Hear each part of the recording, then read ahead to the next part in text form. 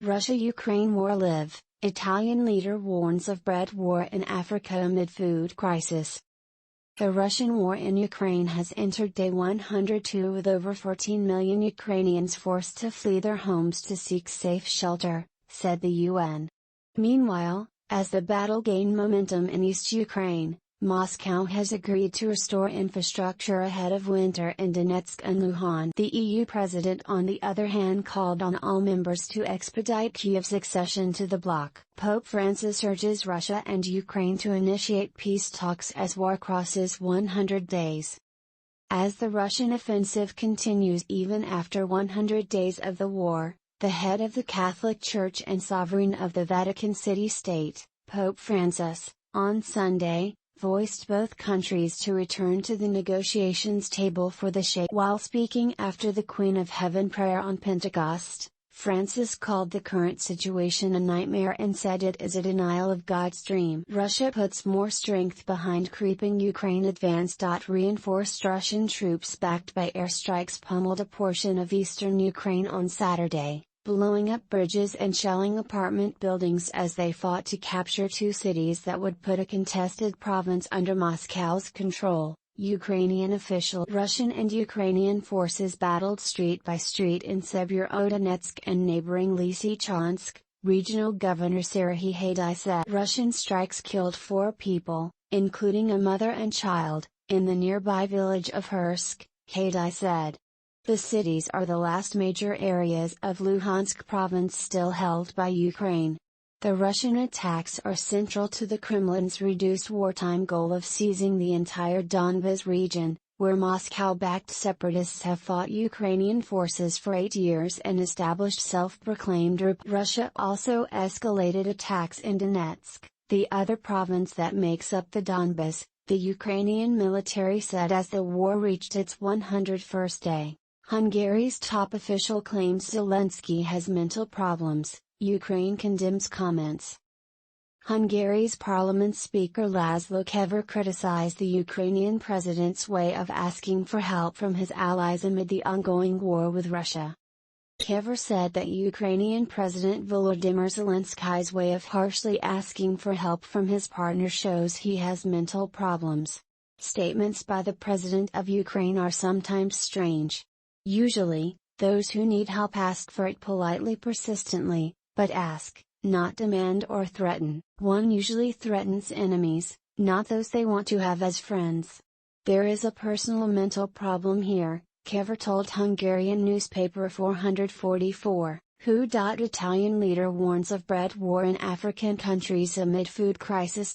As the Ukrainian ports have been blocked for 3 months in a row, an Italian minister believes a bread war has already begun in African nations. The Italian foreign minister, Luigi Di Maio, said that the situation in several vulnerable countries, especially African nations, which are already facing the worst ever food crisis, has plunged into a further food emergency. The global bread war is already going on and we must stop it.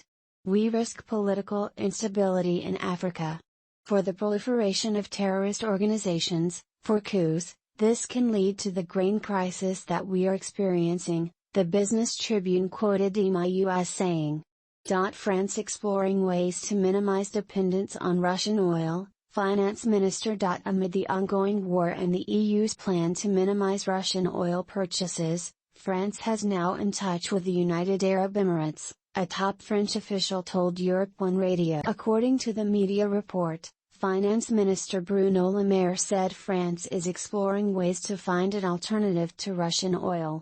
Notably, on June 3, the European Union decided to embargo oil purchases from the aggressor. Since then, several countries are now looking for alternatives.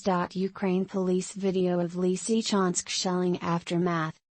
Russian forces continued their push to take ground in eastern Ukraine on Sunday, with missiles and airstrikes carried out on cities and villages of the Luhansk region, with the war now past the 100-day mark.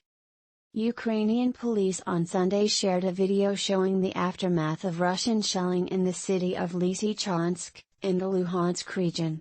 The video shows damaged administrative buildings, residential buildings and roads. Representatives of the Luhansk branch of the National Police said they have been documenting the damage in the area. A statement issued by the National Police said the headquarters for distributing humanitarian aid had been burnt to the ground. Police claimed that more than 40 people had been living permanently in the building, but no information on casualties was provided. Russia says it destroys Western tanks near Kyiv. The Russian Defense Ministry said Sunday it had destroyed a Western supply of T-72 tanks and other armored vehicles on the outskirts. The ministry's spokesperson Igor Konashenkov said the Russian Air Forces hit tanks provided by Eastern European countries being stored in a car repair facility with high precision. Konashenkov also said Russian forces in the Odessa region shot down a Ukrainian An-26 aircraft carrying weapons and military equipment. The Defense Ministry published footage of 203 mm Pion self-propelled artillery in action. They destroyed firing positions and observation posts of the Ukrainian armed forces, the ministry reported. Russia wants Severodonetsk by June 10 as Ukraine recaptures half of the city, Luhansk Gov. Amid the ongoing ravaging war in Eastern Europe, the regional administration head of Luhansk Oblast, Serhiy Haidai, claimed that the Russian forces have set a task of capturing Ukraine's Severodonetsk city by June. He further stated that the Ukrainian military has regained control of half of the city and also apprehended at least 8 occupiers. His comments came amid the fierce battle between the troops of both countries in Ukraine's eastern regions. Severodonetsk is conditionally divided in half. The Russian troops are making all efforts to complete their task in the region. They did not expect such resistance from Ukraine and kept on spreading lies about capturing the city, Haidai stated on Telegram. Spain agrees to supply anti-aircraft missiles and Leopard tanks to Ukraine. A day after the Swiss government granted permission to Italy and Germany to export Swiss-made war equipment to Ukraine, a similar order was issued by Spain on Saturday. According to the sources of El País, Spain agreed to deliver German-made Leopard anti-aircraft missile systems and battle tanks to the war-ravaged nation. Currently, the delivery of a battery of short-range anti-aircraft missile systems Shora-Despite is being prepared. Russia using phosphorus munition, alleges Ukraine. Ukraine's general staff accused Russian forces Sunday of using phosphorus munitions in the Kharkiv region, and said Moscow continues to carry out missile and airstrikes on military and civilian infrastructure. In his morning briefing, spokesperson Alexandra Shtupun claimed that the Russian troops used phosphorus munitions in the area of the Cherkassky Taishki village in the Kharkiv. The claim couldn't be independently verified.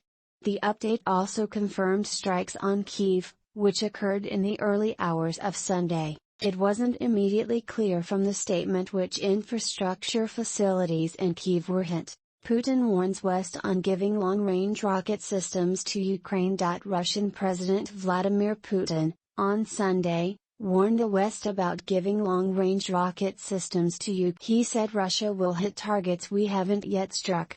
Earlier, U.S. President Joe Biden had clarified it would not provide long-range rocket systems to the war-torn country. Turkey to discuss food crisis and unblocking of Ukraine seaports during Lavrov's visit to Ankara, as Russian forces blocked major Ukrainian seaports, resulting in a food crisis. Turkey stressed the export of agricultural products and fertilizers is crucial to averting the world food emergency. While speaking with his Spanish counterparts, Turkish presidential spokesperson Ibrahim Kalin, who was there in Madrid, said Ankara will discuss the ongoing situation with Minister of Foreign Affairs, Sergei Lavrov, during his visit to Turkey next week. When these grain products pass through the Black Sea and the Straits, they will also play a key role in preventing the world food crisis, he said. According to the Turkish diplomat, Ankara's military authorities and other experts in logistics,